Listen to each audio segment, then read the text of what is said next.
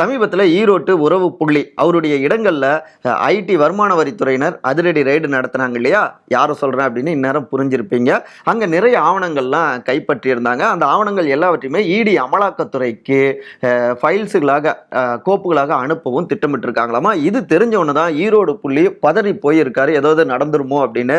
அவர்கிட்ட தான் அட என்னங்க 6-7 மாசம் உள்ள தள்ளுவாங்களா? பார்த்துக்கலாங்க, நாங்க இருக்கோம்ல, பார்த்துக்கலாம் அப்படின்னு தைரியம் கொடுத்திருக்காரு.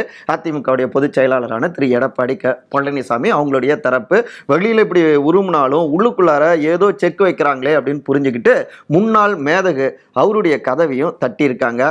டெல்லி கிட்ட கொஞ்சம் பேசுங்க அப்படின்னு. அவரோ ஏங்க நீங்க உறவை முறிச்சுக்கிட்டதால தான் இவ்வளோ பிரச்சனையும், பேசாம அவங்க என்ன சொல்றாங்களோ அதை கேளுங்க, அதுக்கப்புறம் எல்லா பிரச்சனையும் தீந்துரும் அப்படின்னு அவர் தெரிவிச்சிருக்காரு.